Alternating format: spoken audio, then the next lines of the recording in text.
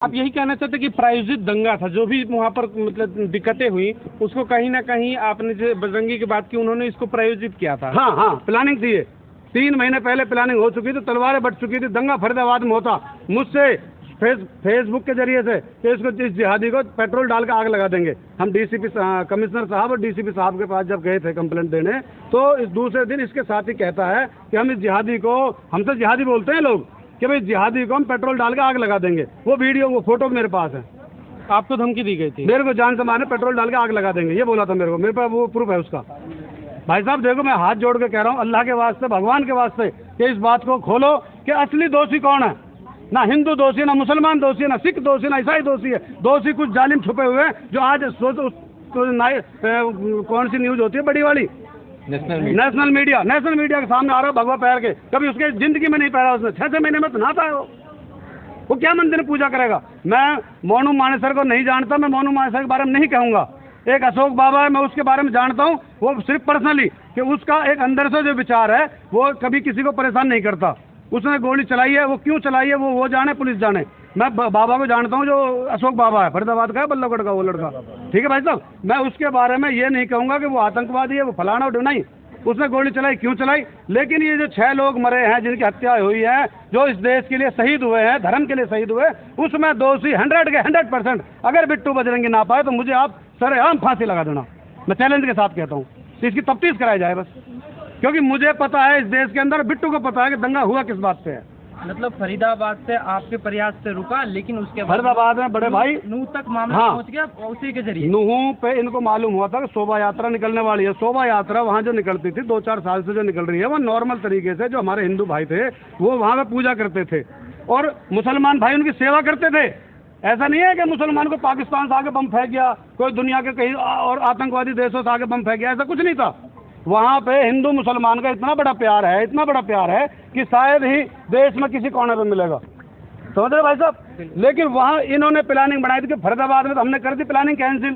3-4 मुकदमे लगवा दिए इसके ऊपर। हमने क्यों लगवाए कि जगह जगह जहाँ हमने कोई इसकी कच्ची बातें पता लगती रही, हम वहाँ कंप्लेंट देते रहे। एक और बताऊँ मैं आपको, फरीदाबाद के अंदर सेक्टर 58 का थाना SHO साहब, मैं झूठ बोलूँगा, आप पूछ लेना उनसे, कि इसने एक दिन सेक्टर 56 में आसियाना नाम के फ्लैट है, आसियाना नाम के फ्लैट में एक सपोला नाम का लड़का जो गांजा और दारू बेचता है, जिसमें 21 मुकदमे लगे हुए हैं, बिट्टू का पार्टनर है वो।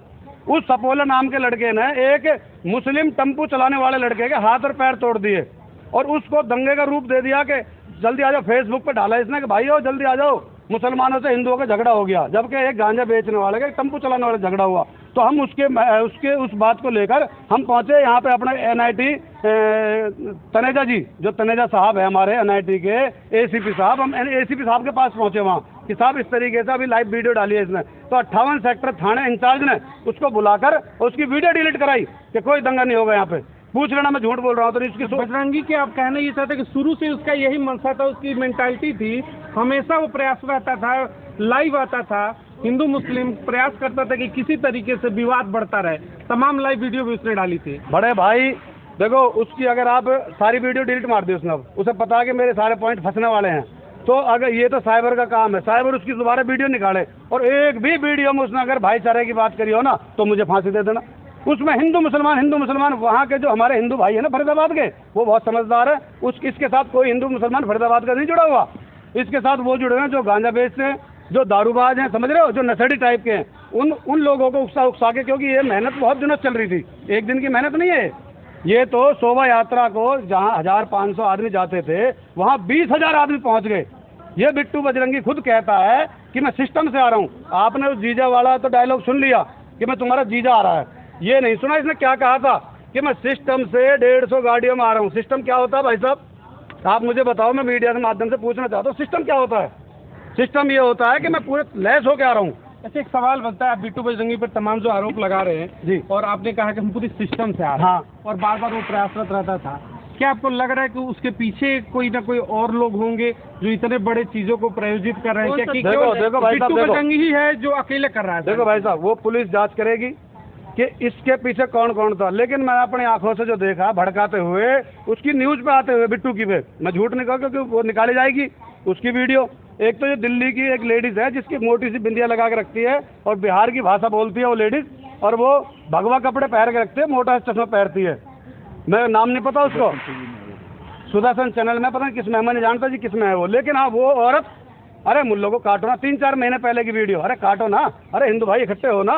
तो इनकी एक पर्सनल मंशा थी भाई साहब, मैं सच्चाई बताऊंगा, सच्चाई सच्चाई सच्चाई, चाहे मुझे फांसी हो जाए। मैं अपने बच्चों से कह के आया था, मैं अल्लाह की कसम खा रहा हूँ, मैं अपने बच्चों से कह के आया था कि मैं सर पे कफन बांध के जा रहा हूँ, लौट के आऊँ या ना आऊँ, लेकिन सच्चाई बताऊंगा, मौत से पहले पहले सच्चाई बताऊंगा देश को कि सच बात क्या है। आप देश में इस समय राजधानी में खड़े, दिल्ली पुलिस की बात कर ले या फिर केंद्र में जो मुखिया बैठे हुए हमारे गृह राज्य मंत्री अमित शाह, उनसे एक मैसेज क्या देना चाहेंगे कि अभी आपने जिस लड़की के बारे में जिक्र किया वो हो या फिर ऐसे तमाम जो देखो भाई साहब, उनके ऊपर कैसी कार्रवाई होनी चाहिए? ऐसे लोग क्या देश का माहौल खराब कर रहे हैं? अब मैं आपको एक चीज और दिखाता हूँ कि मैं किसका वोटर हूँ और किसका सपोर्टर हूँ, वो दिखा सकता हूँ। बिल्कुल बिल्कुल दिखा सकते हो ना भाई साहब, स्वतंत्र है लोग। आपको जल्दी तो नहीं है ना? बिल्कुल, ये देखिए, मैं खुद किसका सपोर्टर हूँ, मैं आपको वो चीज़ दिखा दूंगा। मैं हजारों की संख्याओं में लेके अपने भाइयों को, जो लोग आज की डेट में ये कहते हैं ना कि मुसलमान बीजेपी को वोट नहीं देता, मुसलमान तो आतंकवादी होता, ये कौन है? मैं खुद एक बीजेपी का कार्यकर्ता हूँ, वोटर भी हैं, मैं बीजेपी का कार्यकर्ता भी हूँ और 10 साल से बीजेपी का कार्यकर्ता हूँ मैं। बड़ा सवाल है, लेकिन सच्चाई दिखाओ मेरी, इस देश में हिंदुओं को मारा जा रहा है, मुसलमानों को मारा जा रहा है, चंद लोगों की वजह से, चंद लोगों की वजह से। ये दिखाओ मैं किसका सपोर्टर हूँ, ये दिखाओ मीडिया देश को पूरे को। ये देखिए, भारतीय जनता पार्टी के सपोर्टर भी वोट, मैं झूठ बोल रहा हूँ तो दिखाइए आप। करता है, लेकिन देखिए किस भाई आज मेरा दिल रो रहा है, आज मेरा दिल रो रहा है, दंगे करवाए हैं। वो अपनी माँ के लाल नहीं थे क्या? उनको भी इन्होंने मारा। तो वहाँ के लोग ये भी तो कहते हैं इसमें राजनीति भी लोग करते हैं, बीजेपी करवाते हैं, कभी कहते हैं। भाई देखो, मैं बीजेपी का नाम नहीं लूंगा, कांग्रेस का नाम नहीं लूंगा, मैं बिट्टू बजरंगी का नाम लूंगा। इसको पकड़ के इसको, इसकी रिमांड हो, इसको पता लगा इसके भाई किस किसने दंगे कराए तेरे पीछे, कौन कौन है। मैं किसी का नाम नहीं लूंगा, किसी पार्टी को बदनाम नहीं करूंगा, मैं किसी पार्टी की तारीफ नहीं करूंगा, सच्चाई दिखाना चाहता हूं मैं देश को। तो दंगों के लिए जिम्मेदार कौन है फिर? बिट्टू बजरंगी। सरकार जिम्मेदार नहीं है? भाई मैं सरकार को नहीं समझता, मैं न कांग्रेस न बीजेपी, मैं किसी की बुराई भलाई नहीं करता भाई। वो अकेले तो कर नहीं सकता, उसके पीछे कोई तंत्र तो होगा। भाई मैंने आपसे ये कहा है कि मैं बिट्टू बजरंगी की नस नस को जानता हूँ, अब वो बताएगा कि तेरे पीछे किस किस का हाथ रहा है।